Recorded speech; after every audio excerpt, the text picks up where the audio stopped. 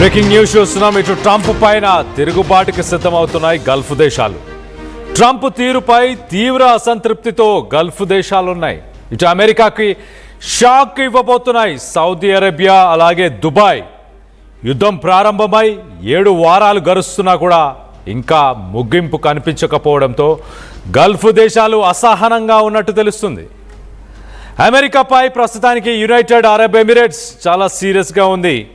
Iran దాడుల్లో Dubai, Abu Dhabi వంటి నగరాలు తీవ్రంగా దెబ్బతిన్నాయి.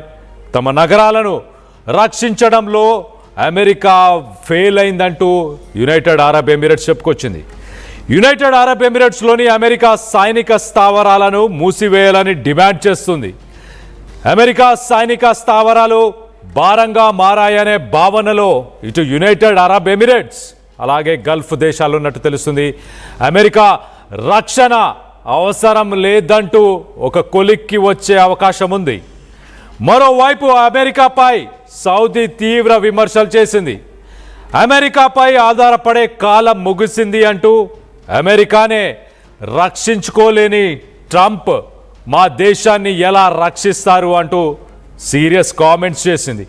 హార్మోజ్ జలసంధి మూసివేతతో సౌదీకి భారీ ఆర్థిక నష్టం జరిగింది. ఇటు ఆయిల్ రిఫైనరీల పైన ఇరాన్ దాడిని అమెరికా అడ్డుకోలేదంది సౌదీ ఆరోపణ.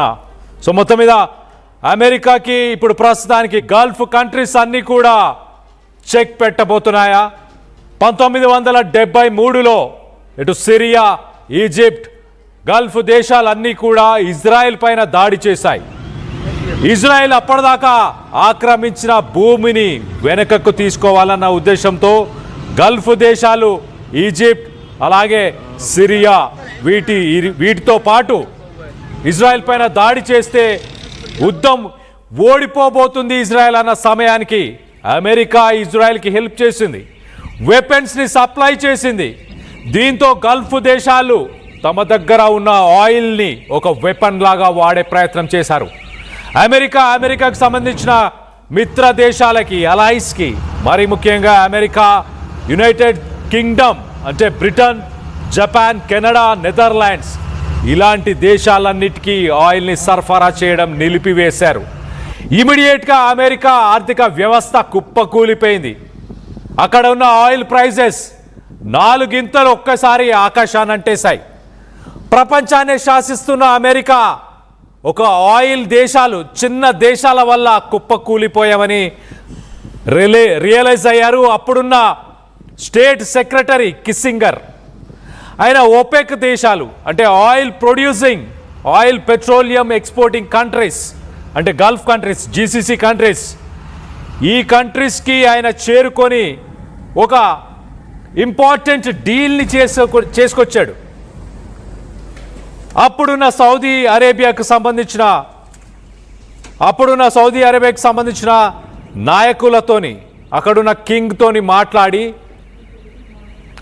అమెరికా డాలర్స్లోనే మీరు పెట్రోల్ని, డీజిల్ని, ఆయిల్ని కొనుగోలు చేయాలి ప్రపంచ దేశాలకి అంటూ ఆయిల్ వెపన్గా ఉన్న ఆయిల్ని కాస్త అమెరికా డాలర్కి ఒక స్ట్రాంగ్ బేస్గా తయారు చేసుకున్నారు. అలాగా తయారైందే పెట్రో డాలర్.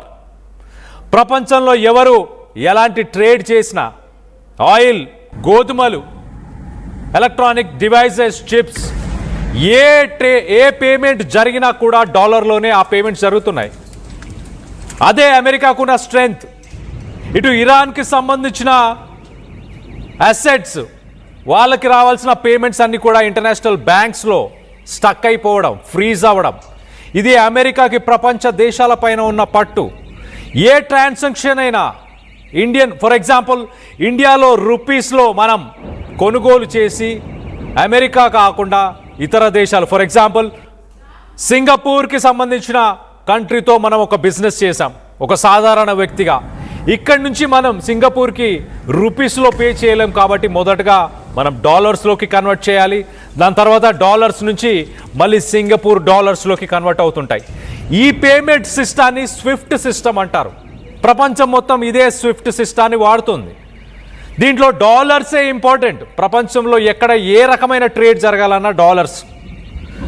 అలాగా ఆ డాలర్స్ని ప్రస్తుతానికి Saudi Arabia, United Arab Emirates ఈ రెండు దేశాలు డాలర్స్ని పక్కన పెట్టాలన్న ఆలోచనలో ఉన్నాయి. రానున్న రోజుల్లో ఆయిల్ని కొనుగోలు చేయాలంటే చైనాకి సంబంధించిన కరెన్సీ యువాన్లో కూడా కొనుగోలు చేయొచ్చు అంటూ ఒక ఆప్షన్ని సౌదీ అరేబియా ముందుకు తీసుకొచ్చే ప్రయత్నం చేస్తుంది. 1973లో జరిగిన డీల్ 50 సంవత్సరాలు ప్రపంచంలో కొనుగోలంతా కూడా అమెరికన్ డాలర్స్ పైన జరిగింది. ఇప్పుడు ఒక్కసారిగా Saudi Arabia, United Arab Emirates అమెరికాకి ఒక షాక్, బిగ్ షాక్ అని చెప్పొచ్చు. దీనివల్ల అమెరికన్ ఎకానమీ కుప్ప కూలిపోతుంది, మరో పక్కన డాలర్ పతనం అవ్వబోతుంది. ఇలాంటి స్టేట్మెంట్ ప్రస్తుతానికి బహిర్గతంగా ఏ రోజు సౌదీ అరేబియా కానీ అక్కడున్న గల్ఫ్ కంట్రీస్ కానీ ఏ రోజు బహిర్గతంగా ఇలాంటి స్టేట్మెంట్స్ చేయలేదు. మొదటిసారి అని